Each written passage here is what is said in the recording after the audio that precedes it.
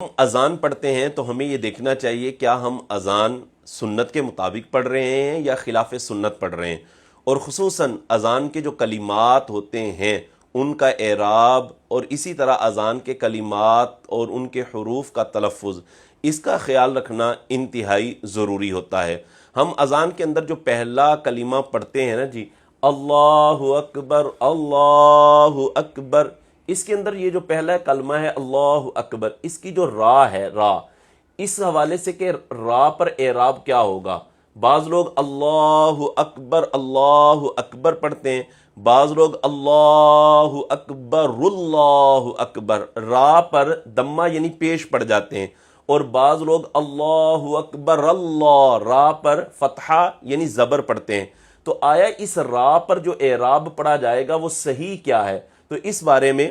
علامہ ابن عابدین شامی علیہ رحمہ نے اپنی کتاب رد المحتار، جسے فتاوی شامی کہا جاتا ہے، اس کی جلد نمبر 2 صفحہ نمبر 65 پر اس بات کو بیان کیا ہے کہ یہ جو پہلا کلمہ ہے نا اللہ اکبر، اس کی جو را ہے، اس را کو ساکن پڑھنا یہ سنت مبارکہ ہے، یعنی پڑھا جائے گا اللہ اکبر اللہ اکبر، را کو ساکن پڑھیں گے اور یہاں پر سکتہ کیا جائے گا۔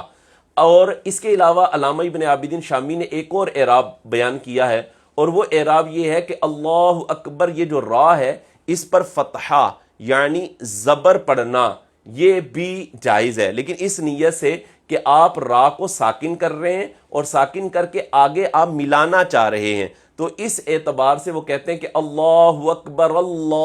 اکبر پڑھنا بھی ٹھیک ہے۔ اور یہ جو اعراب بعض ہمارے قراء حضرات یا مؤذن حضرات پڑھ رہے ہوتے ہیں، اللہ اکبر یعنی را پر دمہ یعنی پیش جو پڑھی جاتی ہے نا جی، اس کو علامہ ابن عابدین شامی علیہ رحمہ نے خلاف سنت قرار دیا ہے۔ یہ کیا ہے؟ خلاف سنت ہے، اللہ اکبر پڑھنا یہ درست نہیں ہے۔ آپ کہیں گے نہیں جی جو قواعد ہے نا جی، تجوید کے قواعد، اس کے مطابق یا نحوی قواعد ہیں اس کے مطابق تو یہ اللہ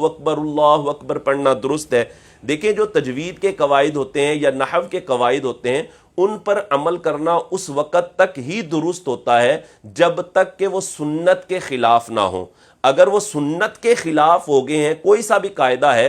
اگر وہ سنت کے خلاف ہو جاتا ہے تو پھر اس پر عمل نہیں کیا جائے گا۔ لہذا اللہ اکبر کی را کو ساکن پڑھنا یہ سنت مبارکہ ہے، اور اس طرح پڑھا جائے گا اللہ